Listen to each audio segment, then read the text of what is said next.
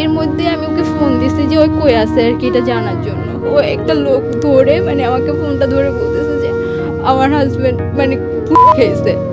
আমি বলি কি ভাইয়া যেমনি পারেন ওকে হচ্ছে কি আপনারা হসপিটালে নিয়ে যান, আমার হাজবেন্ডকে আপনারা যেমনি পারেন বাঁচান।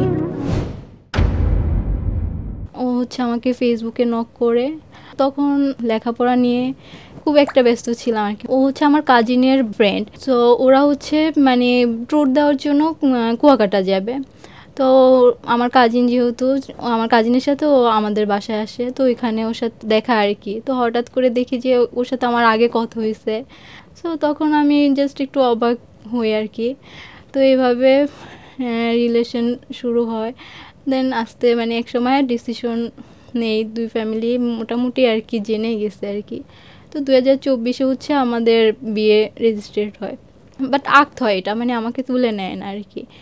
তো হচ্ছে এয়ারক্রাফট মেইনটেনেন্স ইঞ্জিনিয়ারের ট্রেনিং করতো আর কি। সো ও হচ্ছে বিমানের ছিল, তো বিআইটিসি রেস্টুরেন্ট ছিল আর কি।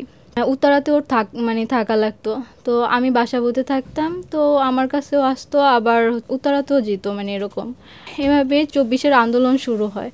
যেহেতু এটা ন্যায়ের পক্ষে, এখানে ওর কোটা বা এগুলোর কোনো দরকার, মানে ওই সেক্টরে কোনো দরকার পড়ে না ওদের। যে সেক্টরে ছিল ওর কোনো স্বার্থই নেই এখানে। তো তারপরও যেহেতু এটা ন্যায়ের পক্ষে ছিল, যখন আমি দেখতেছি যে স্টুডেন্টরা তাদের ন্যায় দাবিতে রাস্তায় আন্দোলনে নামছে, এগুলা মানে ন্যায়ের পক্ষে থাকার জন্য আমি আমার হাজব্যান্ডকেও বলি যে এটা ন্যায়, যেহেতু ও আমাকে বলে যে আন্দোলনে যাবে, আমি আর না করি না। ইভেন আমি নিজেও গেছি আন্দোলনে। তো আন্দোলনে যাবার পর এভাবে হঠাৎ করে 18ই জুলাই হচ্ছে কি আপনার ওর একটা ফ্রেন্ডকে পুলিশ গ্রেফতার করে। তো ওরা আন্দোলনে, ওর ফোনে হয়তো আন্দোলনের কিছু ছবি পেয়েছিল, তো ওর হচ্ছে দাড়ি ছিল দেখে ওকে আপনার জামাতের লোক বলে ওকে হচ্ছে আপনার পুলিশ গ্রেফতার করে, প্লাস কয়েকটা মামলা দেয় আর কি। তো ওরা সবাই টেন্সে, তো হচ্ছে ওই দিন আমার কাছে চলে আসে বাসাবোতে আর কি। আমাদের অ্যানিভার্সারি মানে 1 বছর ফ্ল্যাপ, আমরা অ্যানিভার্সারিটাও মানে রাত্রে সেলিব্রেট করি। তো ওইখান থেকে 4 তারিখ রাত অবধি আমার বাসায় ছিল। 5 তারিখ সকালবেলাও হচ্ছে আপনার ওর ফ্রেন্ডকে বের করতে হবে, আর তারা আন্দোলনে মানে ও যোগ দেয়। ওই দিন বিকালবেলা আর কি শাহবাগে মানে আমার ফ্রেন্ডরা সবাই যাবে, তো আমিও ওই দিন বের হব। এর মধ্যে আমি ওকে ফোন দিছি যে ওই কই আছে আর কি এটা জানার জন্য। ও একটা লোক ধরে মানে আমাকে ফোনটা ধরে বলতেছে যে আমার হাজবেন্ড মানে খেয়েছে পুলিশের।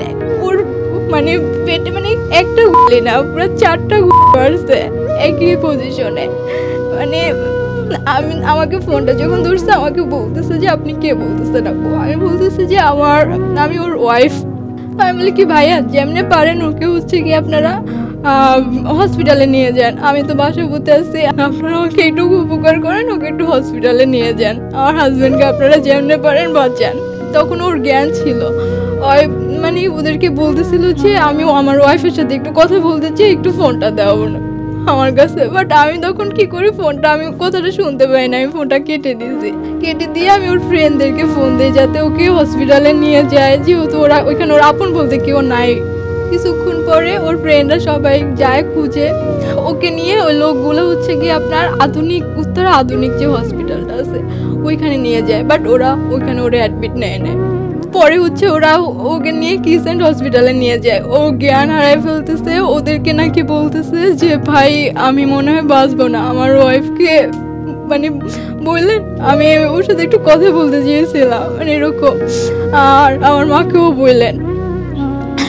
তো গেছে, ওকে কিসেন্ট হসপিটালে নিয়ে যায়। ওর জ্ঞান মানে তখন জ্ঞান চলে যায়। আমি ওদেরকে ফোন দিই বাট পাই না। আমি হচ্ছি বা তখন বাসা থেকে রামপুরা যাই। আমি যদি নিজে 5 তারিখ মানে ওইভাবে রোডে না বের হইতাম, বিশ্বাস করেন আমি বুঝতাম না যে অ্যাকচুয়ালি মানুষ কিভাবে মারতে হয়। নিজের চোখে দেখছি এত পরিমাণ মানুষকে মায়েরা আসলে মারা হয়েছে 5 তারিখে। 5 তারিখের কোনো খবর নিউজ ফিরে বা মিডিয়াতে তুলে ধরা হয় নাই, বাট আমি নিজ চোখে দেখছি এত পরিমাণ। আমি হসপিটালে পাগলের মতন খুঁজছি, আধুনিক হসপিটালে ওরা বলছে ভর্তি নিছে। যারা নিয়ে গেছে তারা হচ্ছে কি ছিল না, তারা কেউ ছিল না আপনার মানে চিনে না, মানে ওইখানে উত্তরার কেউ না। তো ওরা কিসেন হসপিটালে নিছে ওইটা বলতে পারে না ঠিক করে। আমি আধুনিক হসপিটালে গিয়ে এমন কোনো রুম নাই যে আমি খুঁজি না, ওরা পাগলের মতন ওই দিন খুঁজতেছিলাম।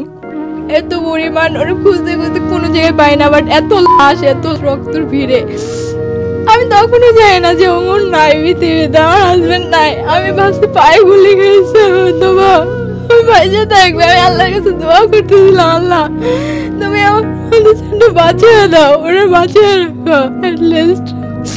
আমি যদি অত গোলাগুলির মুখে আমি নিজেও মরে যেতাম তাও হয়তো আজকে এরকম আমার শূন্যতা থাকতো না। এই মানুষটা যে না, ওরা আমি ফোন দেওয়ার পরে কে যেন পাশ থেকে বলে উঠে যে আপু ওমর তো আর নাই, মারা গেছে। আমি বিশ্বাস করেন আমি কিভাবে যে ছিলাম ওই পজিশনে, এত খারাপ অবস্থা। পরে হসপিটালে গেছি, যাওয়ার পরে ওখানেও সবাই বলতেছে, আমাকে সান্ত্বনা দিতেছে আপু দোয়া করেন বাইচে আছে, কিন্তু আসলে হয়তো কোনো বাইচে ছিল না। পরে গাড়িতে নামাইছে, নামানোর পরে আমাকে ওর ফ্রেন্ডরা সবাই নিয়ে ওর লাশের সামনে দাঁড় করায় দেয়। আমি মোটেও প্রস্তুত ছিলাম না, যেখানে আমার হাজবেন্ডই পুরো পৃথিবী। একটা আমি কোনো কল্পনা করি নাই যে ওরা ছাড়া আমার এভাবে একা থাকতে হবে। পুরো পৃথিবী আমার এখন অন্ধকার লাগে, শূন্যতে বেড়ে গেছে, আমার মাথার উপর থেকে হাত ছুঁড়ে গেছে, আমার পুরো শক্তি ছুঁড়ে গেছে এমন লাগে। এই মানুষটার জন্য কত কি স্যাক্রিফাইস করে গেছি আমি আমার লাইফে, কিন্তু এই মানুষটার মতন একটা ভালো মানুষ নাই, আমি এটুকু বলতে পারবো। আমার ভালো একটা হাজবেন্ড ছিল, ভালো একটা সঙ্গী ছিল, ভালো একটা পার্টনার ছিল আমার। পরে ওরে গাড়ি ম্যানেজ করতে পারে না, ওর ফ্রেন্ডরা হচ্ছে আপনার মানে একটা লাশবাহী গাড়িতে করে হচ্ছে আপনার ওর বাড়িতে পাঠানোর ব্যবস্থা করে। ওই দিন মানে এমন অবস্থা, কোনো গাড়িও মানে ম্যানেজ হইতেছে না যে এখন ওর সাথে ওদের বাড়িতে যাব। মানে কি একটা অবস্থা, মানে এমনই হলো যে আমার পুরো আমার লাইফ থেকে আমার ভালোবাসার মানুষটাকে কেড়ে নিয়েছে। কি অপরাধ ছিল আমার ওর? কেন একসাথে 4টা মারতে হবে এক জায়গায়? কেন বা আমার এতটুকু বয়সে বিধবা হইতে হবে? কেন বা আমার এতটুকু বয়সে আমার ভালোবাসার মানুষটা হারাইতে হবে? এর পক্ষে থাকে কি এতটাই ভুল? আমার মনে এই কষ্টটুকু আর কোনো কিছু না যে আমার ভুলটা কি, আর আমি কি আমার হাজবেন্ডকে ন্যায়ের পক্ষে ন্যায়ের যুদ্ধে যেতে দিয়েছিলাম, এটাই আমার ভুল।